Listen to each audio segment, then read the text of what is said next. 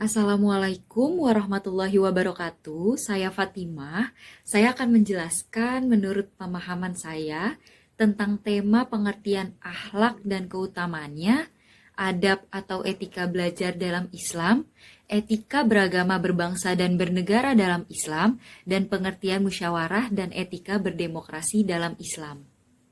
Yang pertama ada pengertian akhlak. Akhlak yaitu tabiat. Akhlak juga mempunyai pengertian lain yaitu sifat baik dengan sistem yang mengatur tindakan-tindakan pola sikap manusia dalam menjalani kehidupan sehari-hari.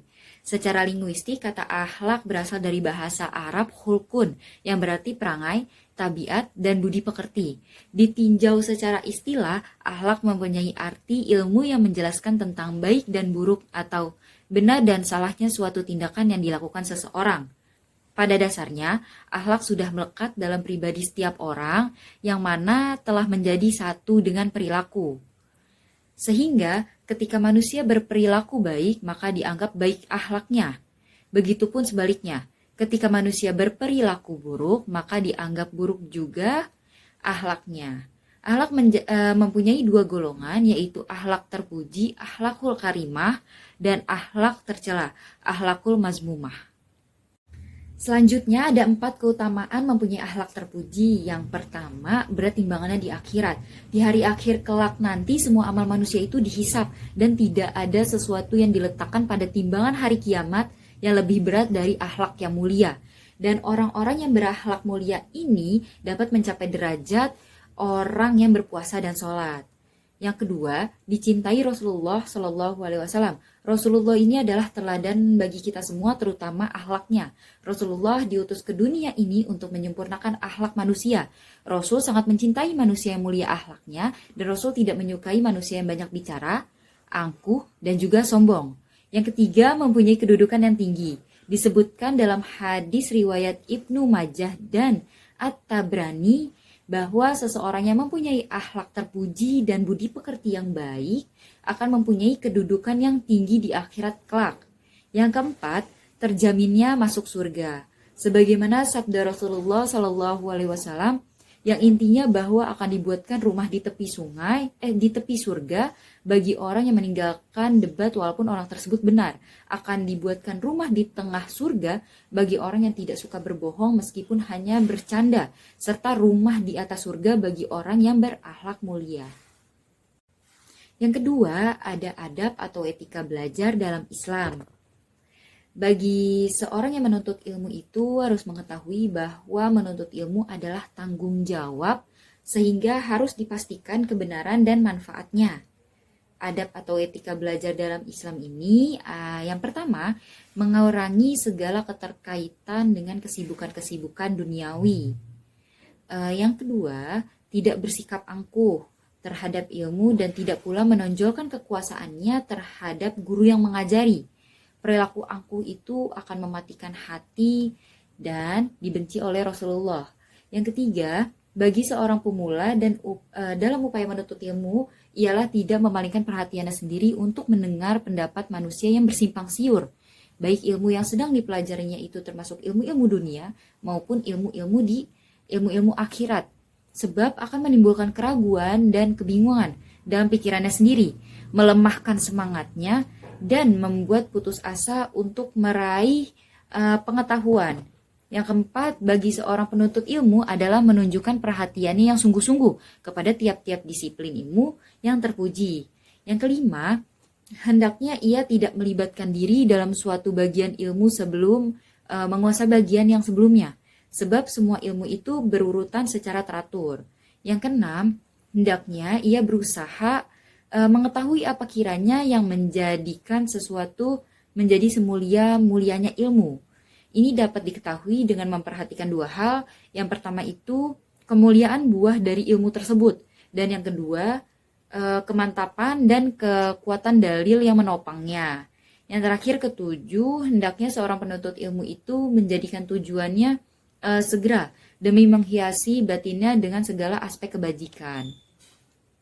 Untuk sedangkan tujuan selanjutnya demi mendekatkan diri kepada Allah.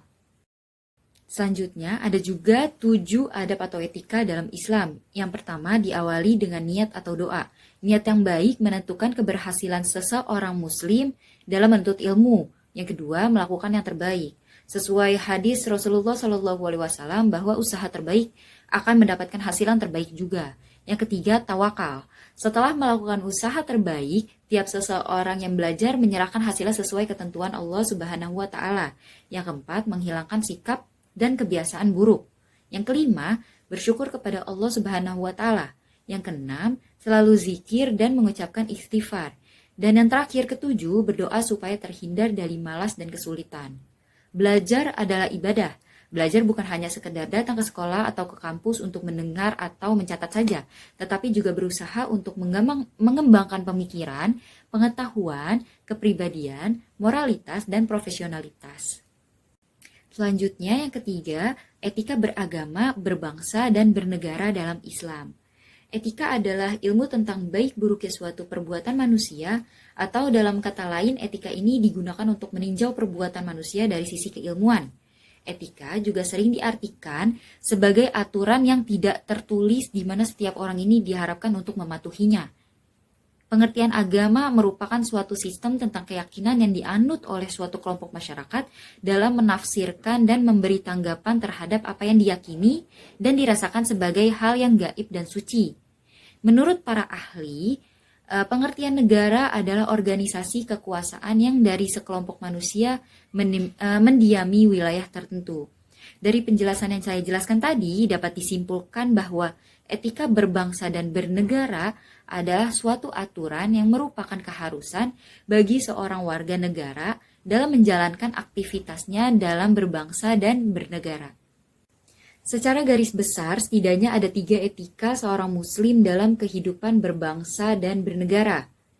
Yang pertama, menegakkan keadilan dan kebenaran.